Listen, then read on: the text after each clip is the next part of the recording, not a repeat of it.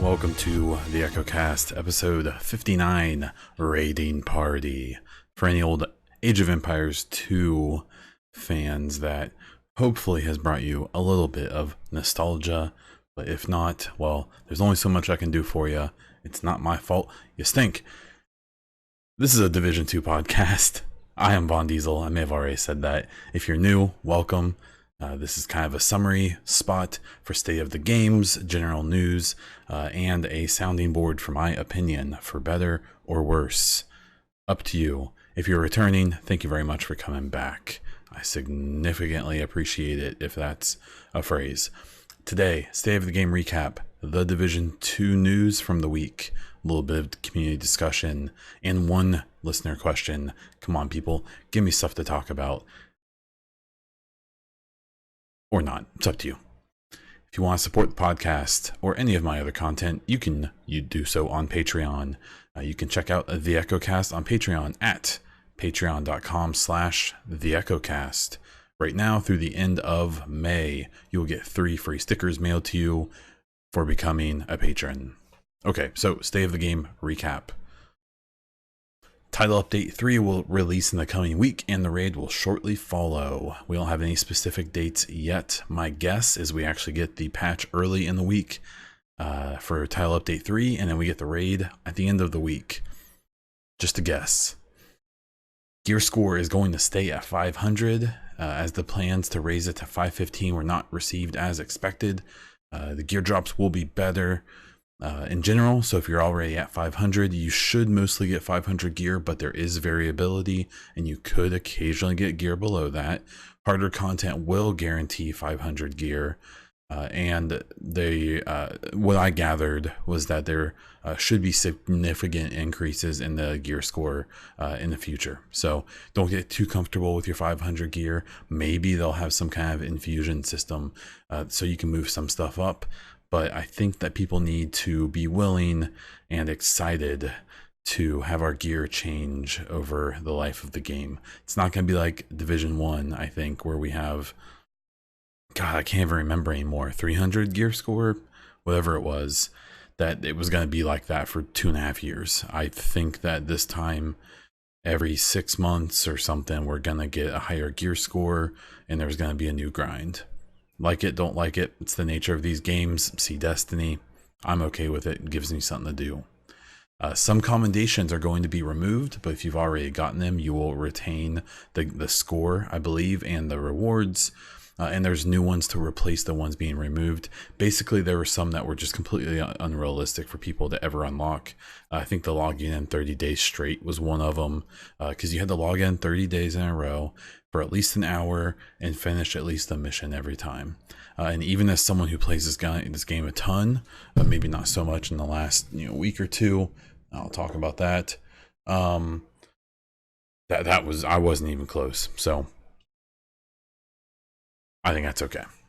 Crafting material cap will be raised to 600, assuming you have all the perks, and Anaya will now be a vendor with Title Update 3 for blueprints. The blueprints will also be attainable through the settlement projects and control points. Armor amounts are going to be changed on attributes and be raised, and armor percentage and health percentage will be added to defensive attributes. The gear sets are going to be adjusted as well to be a little bit more useful. Hardwired will now grant skill damage instead of shock duration. Ongoing directive will grant special ammo to all the weapons and on any kill. And True Patriot will decrease the debuff cycle from 4 to 2 seconds and increase the damage to nearby targets with the full flag activation to 50%. Loot containers will now reset at a set time instead of when you last opened them. Missions will now end with a summary that will show everyone's contribution to that particular mission.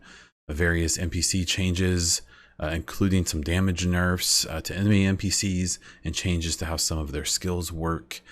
Friendly NPCs, here's a big one, will now wear body armor and will wear more and do more damage depending on how upgraded the related settlement is to them. So one thing, if you've never noticed, is that the control points and I believe the civilians patrolling or doing tasks in the open world are all connected to either the campus or to the theater, and hopefully one day to the castle, but we'll have to wait and see.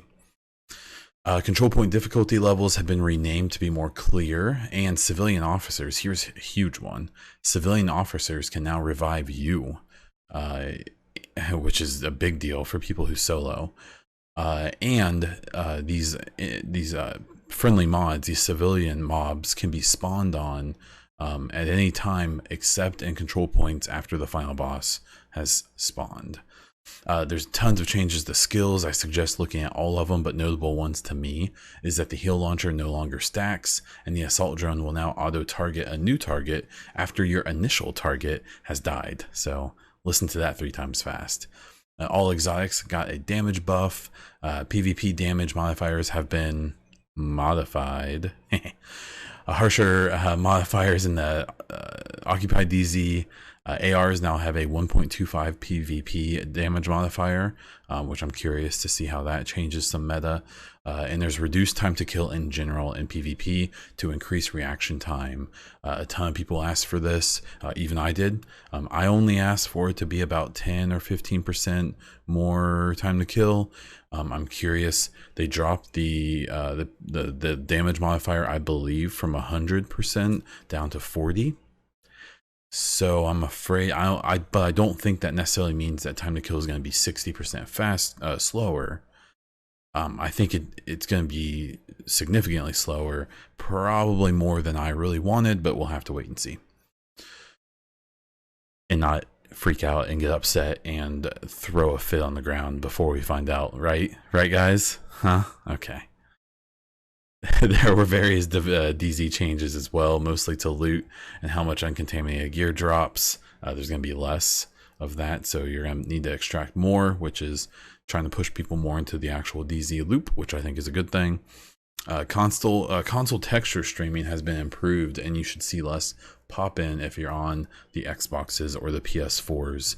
As someone with an Xbox One, I was seeing a ton of this, and it is the quote-unquote most powerful console, therefore that was a little silly to me. So I can only imagine what it was like for people with base, like original Xboxes, because those are definitely the slowest, the least powerful consoles on the market in the current gen. And if I was having a bad experience on the best, then I can't imagine what it was like on the worst. So I'm glad they checked that out.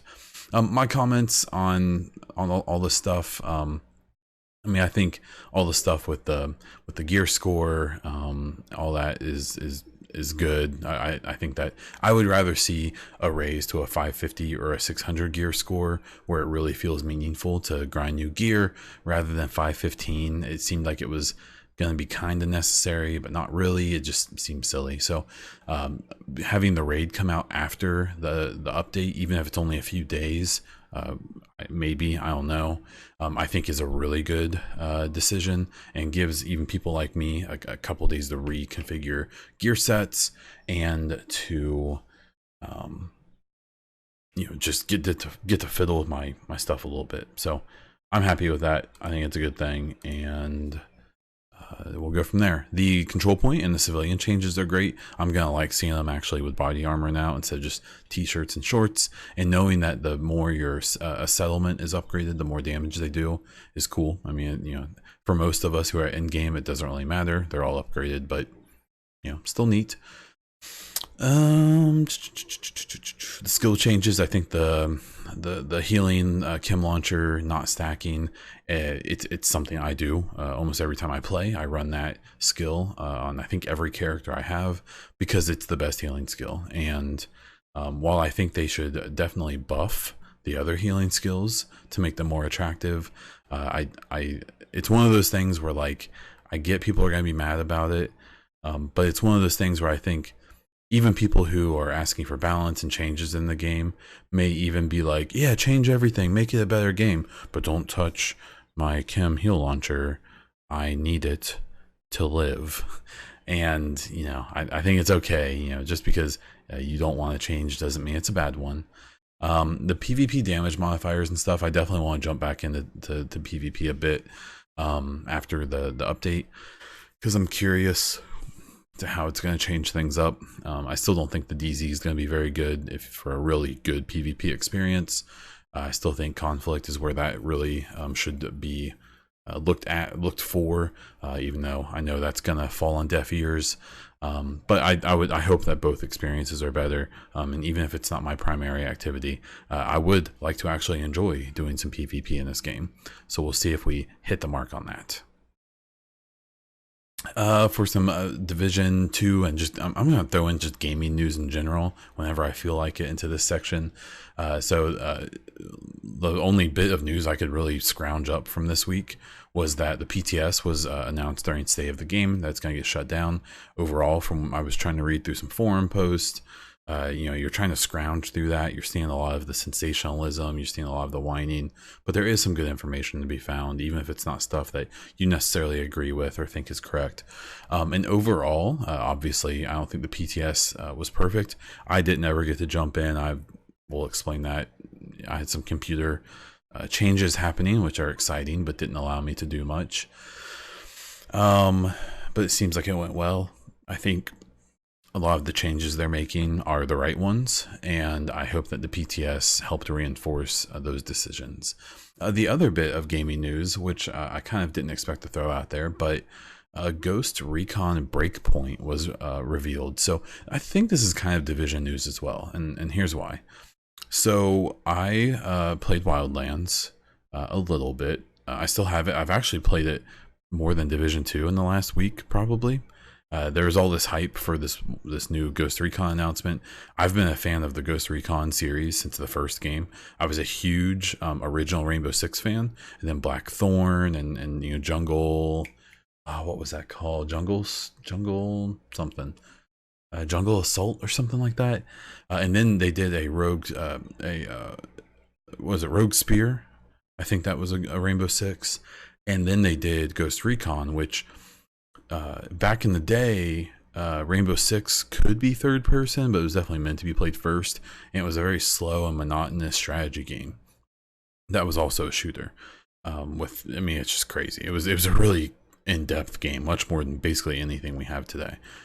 And then they did Ghost Recon, which was the same play style, but in more like open environments. See, Rainbow Six was a straight SWAT game.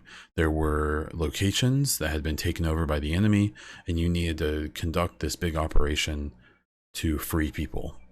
And then Ghost Recon came out, and they put a similar formula into like the forest and open locations and very large maps, and even taking out vehicles and stuff like that. It was really cool.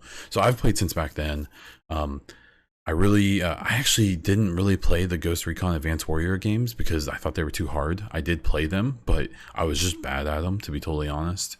And then Future Soldier was probably my favorite Ghost Recon to date. I thought it really combined some good storytelling, some fun gameplay, some really cool mechanics.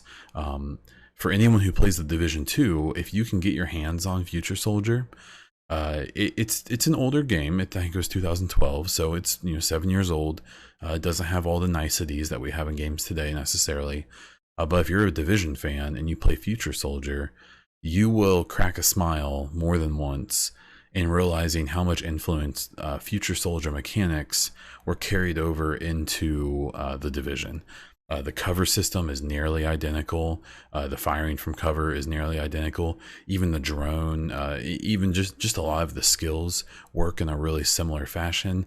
I think even the gunplay feels really similar, and the movement, it's a very similar game. You can definitely tell there was a lot of influence in a lot of the gameplay of Future Soldier and Division. And then Wildlands came out. And my issue with Wildlands is that it basically, in my opinion, and I know plenty who listen will probably disagree, but it threw out everything that made Ghost Recon. You were still, these elite military operators and small teams in a hostile location completing missions. So I guess that was still there. But I thought the movement was awful. I thought even just the angle of the camera was terrible. The cover system is a passive cover system, so you don't actually take cover. You just stand near stuff, and it's super wonky. It just doesn't feel very good. The gunplay, the shooting, it feels just dead. It feels, again, this is just my opinion, but it felt awful. The story was kind of forgettable. It was the big evil cartel takes over Bolivia and you have to save the whole country. I don't, and then the characters in it were kind of over the top and goofy. It just wasn't my jam. It felt very Grand Theft Auto-y in a bad way. Just Cause is what I've compared it to. It just didn't feel, it didn't feel good to me. There was and then PvP wasn't released on at release with Wildlands, and when it eventually came, it's okay. It's not a bad experience. The biggest issues is that matchmaking can be a pain because PvP is peer-to-peer hosted. So it's not the way like Division is, where in Division and Rainbow Six and most games now, each player is connecting to a server that's in charge. So the server is collecting all of their actions and sending them out to everyone else, and that's a dedicated server situation.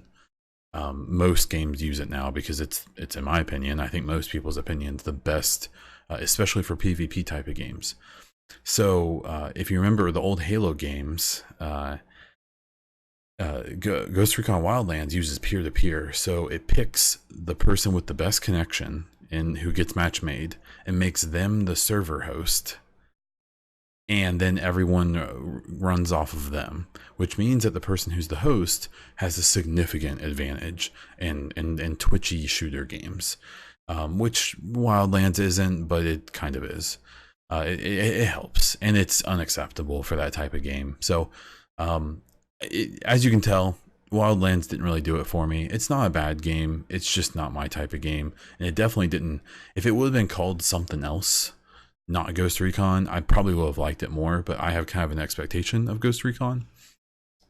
So then Breakpoint gets revealed, and now we have this new game coming out, and it looks similar to Wildlands, but I will say in almost every way that I don't like Wildlands, it seems like they're addressing Breakpoint. So it seems like it's a more serious story. It seems like it takes itself more seriously. It's just a gameplay demo, but gunplay looked more impactful. The movement, still don't love the camera angle, but the movement looked way better. I can't tell if it's sticky cover system like Division, where you actually take cover, or if it's passive again. It looked like it was more like you controlled it, but maybe it's just improved. It doesn't have to be just like Division or Future Soldier and stuff, but it needs to be better than Wildlands, because Wildlands, it's just plain sloppy. It's gross. It looks a lot better. The story seems a little more interesting. It seems it's on a fictional island. It just seems like they can do more with it, and I'm super pumped. So the reason I think it's Division related, though, is that if you watch any of the real reveal footage, is there's skills that seem very Division inspired. There's the enemies on this island. It's an occupying private military company who's taken over this island that has all this technology on it. So just watch the trailer. But the leaders of this force are called wolves, and no, I don't think they're hunters. I've already seen people suggest that oh, those must be the precursors to the hunters. No, I think they're not related at all. But I definitely think the Ghost Recon team was like, man, people really love the hunters in Division. What if we had something kind of like that? And they do look pretty freaking cool, man. It definitely is very inspired, but even to the point where some of the foot soldiers in the game are definitely inspired. It's almost like they took a bunch of Black Tusk archetypes and just threw them into Ghost Recon. And you know what, at the end of the day, is that a bad thing? No, I don't think it is. So it's okay. But God, there's a heavy enemy in Ghost Recon that is just the Black Tusk heavy. It doesn't have like the mechanical armor. It's just got it's like if you combine the True Sons heavy with the Black Tusk heavy. That's what the heavy in Ghost Recon looks like. It's cool. I mean, I don't have an issue with it. Same company. I'm sure they share some ideas and inspiration, but it was kind of goofy. So there's some gaming news, some Division news for you. And right now, here's a smooth transition into a mid-roll. Okay, so for some community topics and a little bit of discussion, I'm going to answer the questions that I've asked myself. Who is the Division 2 made for? And will the raid satisfy everyone? The answer is no, but we'll talk about it. But first, who's the Division 2 made for? So there's been some spirited conversations, as always, in the community and so on and so forth this week. And I don't know, I just wanted to address it, in my own way. And I think that there's this weird, so since the Division 1 came out, obviously streaming and content creation has been around for much longer than the Division in general, especially 2, but definitely even 1. But I still think that things like streaming and even YouTube commentary and stuff like that has exploded since the first Division came out. And something I noticed in the lead up to Division 2, and I'm noticing today, is I think there's this weird situation where I believe that 95% of Division 2 players are not significantly interactive on community platforms. Maybe it's not that high. Maybe it's 75, 80, 85. I don't know, but I'm going to guess 90, 95. Which means that there's literally millions of people who don't know who Marco is, who don't know who Frederick Thylander is, who don't know who Hamish and Yannick and Petter and Ella and Johan and who any of those people are. They just turn on the game when they get home and they play for a couple hours and then they make dinner for their family or they go hang out with their friends or whatever. And what's interesting is I think, and I will pretty stubbornly hold to that, I think the Division 2 is a perfect game, is a very good game for that 90-95% of players. Now, the people that make up the other 10, 5, 15, 20, whatever percent that are people who are interactive in the community, on the forums, on Twitter, on Twitch, on YouTube, and so on and so forth. These are people who are streamers, who make YouTube videos, who do podcasts, who watch podcasts and listen to and watch the videos and check out State of the Game, who contribute on Twitter or comment. Not everyone contributes who's on there, let's be honest. They may detract. But I think that there's this weird situation where there's so just streamers. Say streamers make up what, 1% of this game, maybe 0.5%. Honestly, probably less. But there's no ignoring that streamers and content creators have a much bigger influence over the 5, 10, 15, 20% of people who interact and all this stuff. Again, remembering this huge majority of people who pay no attention to anyone, who just play the game every now and then, who may not even end up playing the game that much. And it's not because the game's bad, it's because they're just normal people who don't focus on one game for 3 years. But we'll put that aside. And I saw some conversation where there's this thing I've noticed where I think there's people who maybe don't really give a shit how good the game is. Sorry for cursing, but we're going there. But they think that, like, say the Division, and this is with all games, not just Division, but let's say Division 2. I think there were people in the lead up to Division 2 who felt like the game was going to be and needed to be their breakout or their job, who felt like the game needed to be streamable for 8 to 10 to 12 hours a day, every single day, who felt like they needed to be able to make a new video every single day about the Division 2, who felt like the Division 2 was their golden ticket to fandom and riches and stardom and to a career and content creation. And it's not. This isn't my full-time gig. Most people who follow know that. I am a social worker, as well as I play sports on my own time. I hang out with my wife a ton. We're expecting a baby here in a couple months. I'm, you know, spending a lot of time, with her and doing all that stuff. And, I do other stuff. This is, I spend a lot of time on content, whether I should or not is probably questionable, but it's not my full-time gig. But even it not being my full-time gig, I can see very clearly, this is not, the Division 2 is not a game that people are going to make a career out of. When you see the level of content that's coming out for it right now, I think that's fairly obvious, and that's not a knock on people who make content for this game, because I'd be knocking myself, and maybe that's fair. But I think there's a lot of great content for the Division, but it's either build guides, commentary videos, like what I make typically, or like lore videos. But most of the lore videos I'm seeing are people just kind of making up backstories to stuff, which is cool. Nothing wrong with that. Some guessing, some figuring things out. It's fun. Nothing wrong with that. But it's not like this game can provide what a lot of these creators are looking for out of it. And that's because it's not meant to do that.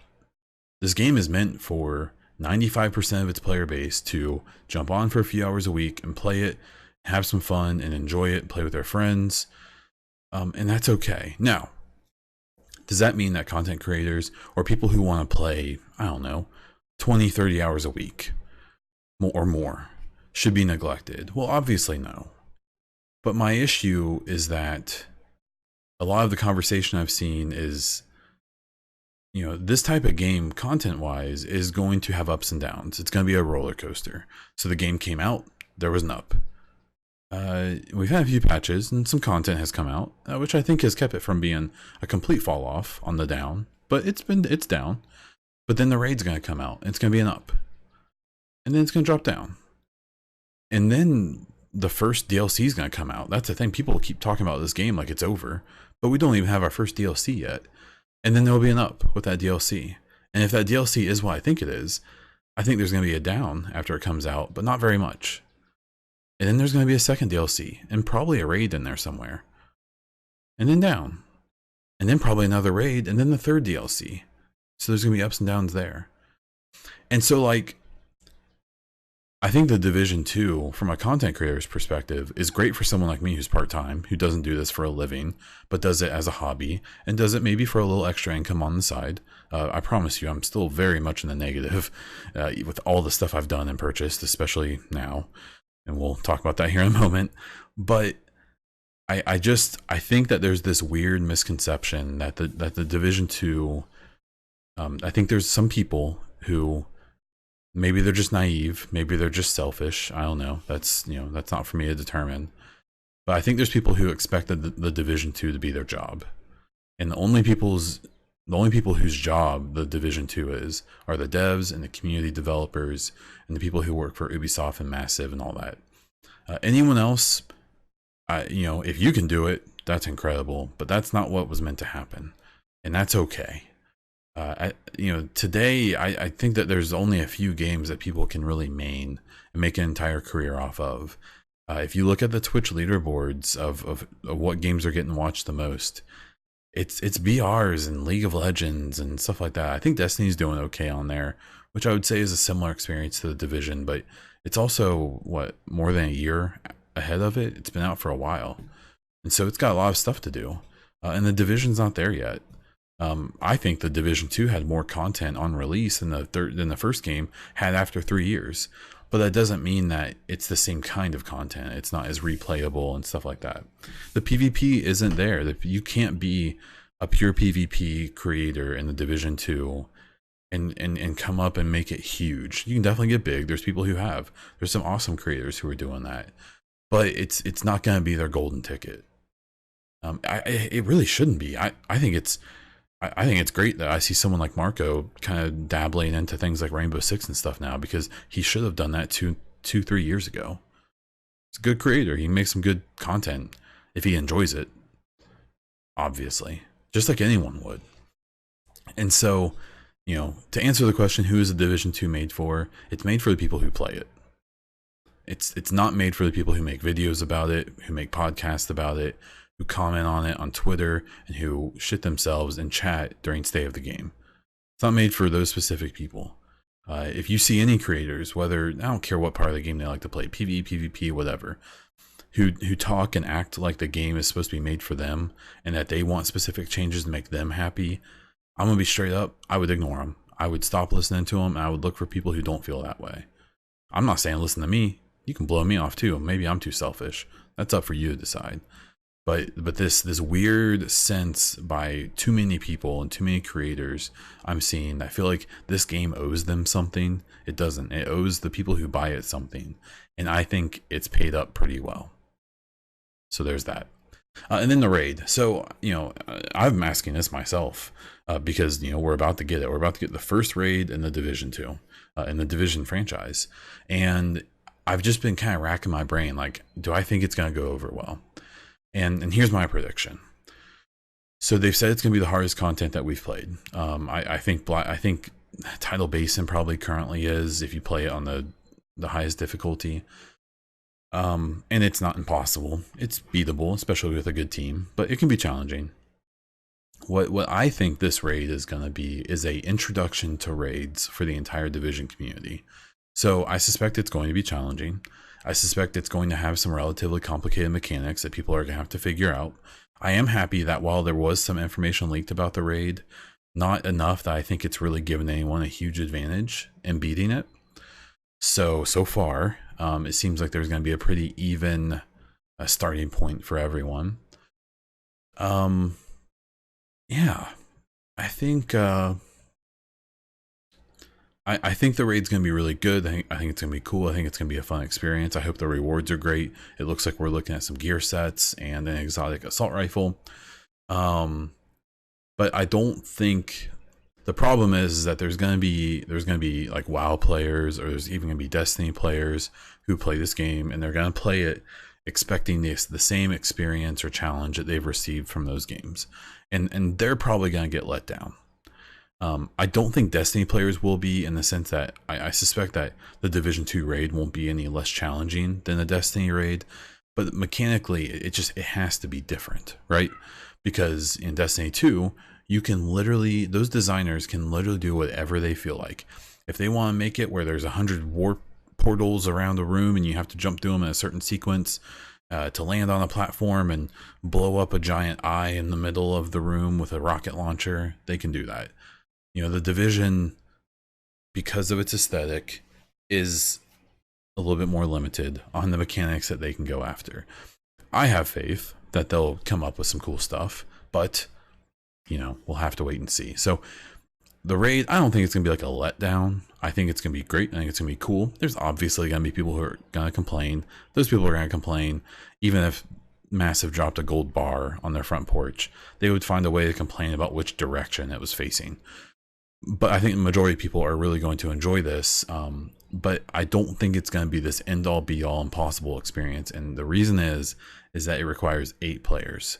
Now, anyone who was around, especially towards the end of Division 1, knows that there are so many people in this community who have trouble finding 3 people to play with. Some who have trouble finding 1 person to play with. And that's only the people involved in the community. Again, think about what I was saying before, and the percentage of people who are involved, quote unquote, in the community, and how there's a vast majority of people who aren't. So if people in the community have a hard time finding people to play with, just imagine what it's like for people who just turn on their Xbox and play. So I think the raid will be maybe not as challenging as some people may want or expect, because you're going to need to find 7 players. So it's going to have matchmaking. That seems blatantly obvious. And I think it's also going to be designed, at least at certain difficulty levels, which I'll touch on that. I think that it's going to be possible to beat the raid without talking to each other. I think there's going to be cues or mechanics or something that will make it possible for 8 people who are not talking to beat the raid. And that's not going to make some people happy. Now, what I think could happen is I suspect there's going to be like a challenging and heroic difficulty levels for the raid, where maybe everyone could accomplish the challenging one relatively easily, but not really. But then the heroic one, like, you do need to have a coordinated team. There's going to be some changes or differences between them where, like, if you aren't coordinated, it's probably going to be impossible. That's just my guess, though. So I'm excited for the raid. I think it's going to be awesome. I'm just a little worried about how tempered or realistic some people's expectations are going to be.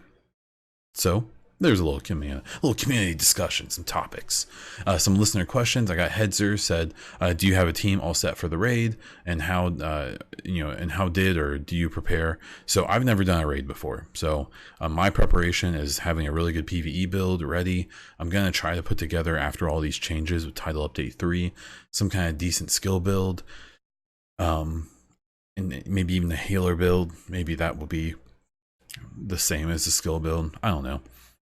A team set for the raid. I mean, we have a clan with 50 people in it that I know I can pull 7 people in from. Even if not 7 people from that, probably 7 people. I don't have one set. I'm gonna be straight up. I can almost guarantee that when this raid drops, I'm gonna be at work or I'm gonna be sleeping, and so I'm not gonna even try with this raid to do like a world's first or something. Maybe if they do another raid, maybe I'll take a day off for that or something. But we'll have to wait and see. So I don't really have a team set. My preparation has just been playing the game. Yeah. So thanks for the question. Make sure to throw in questions. I ask on Discord, on Twitter, I think even on YouTube. There's a place where you can ask me questions about the game, what I think, whatever. Ask me to explain something I've said before. I'm always happy to do so. As for content updates, keep in mind that until the end of May, I am giving away 2 Division 2 branded Amazon Echo Dots.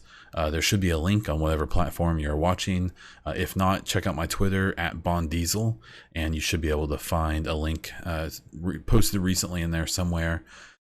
So last week I talked about a new media and gaming PC. Well, I found a deal on a processor and dove in and went ahead and just finished the darn thing. So I'm now running a Ryzen 7 2700. I already had a 1070 Ti video card. I went ahead and grabbed 32 gigs of RAM. I found a good deal on some DDR4 RAM. Unfortunately, it was 26,660 whatever. But I have overclocked it up to 3000. I know for Ryzen's you want something closer to 32, even 3600, but maybe one day. Well, I'll look for a deal. I did throw in an M.2.